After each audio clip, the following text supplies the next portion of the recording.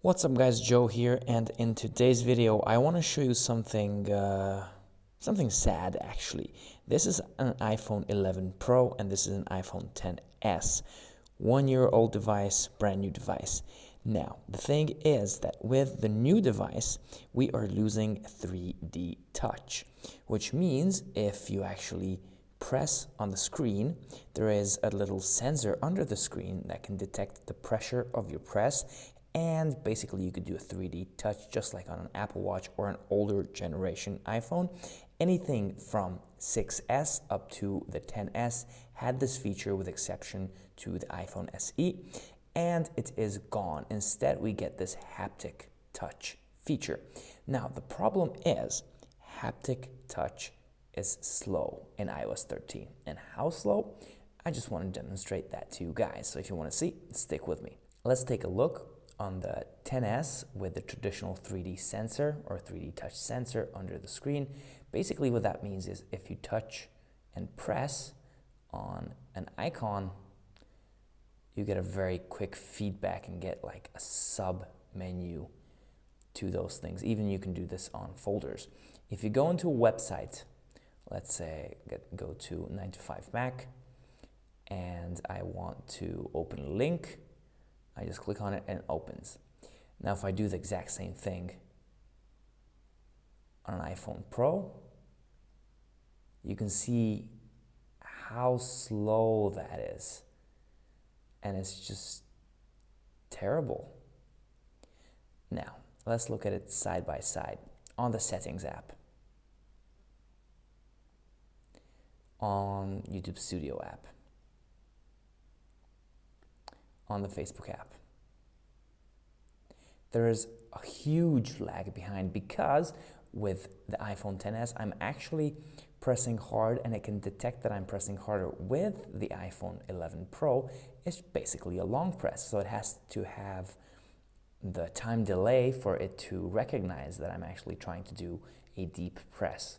Let's check on the Apple Store or App Store. See? Very, very slow, and I really hate it. Files app. The weather.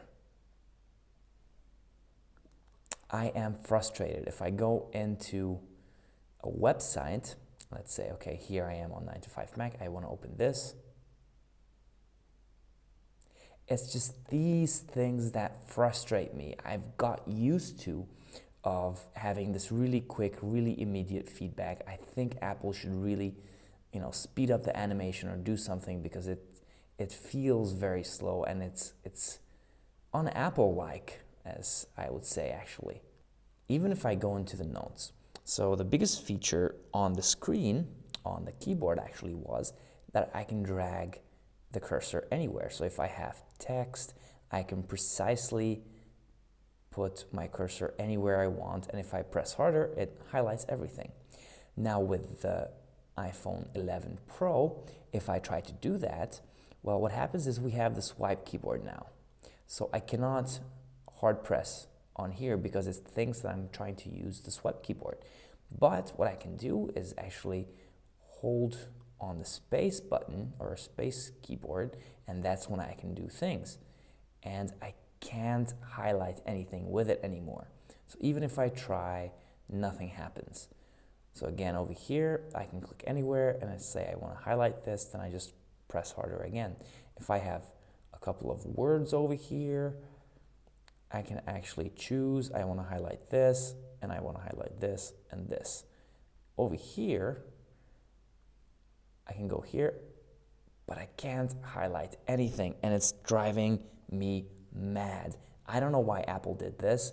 I really, really miss 3D touch, and I think there are a lot of people who miss it as well. So guys, I just wanted you to see the difference between 3D touch and haptic touch. I think haptic touch is a huge step backwards. Let me know what you guys think down in the comments below. I am really sad to see 3D touch go. Haptic touch is something, but we have to wait until iOS 14, I think, until Apple can refine this. Anyway, thank you very much for watching. Until my next video, stay safe and hang loose.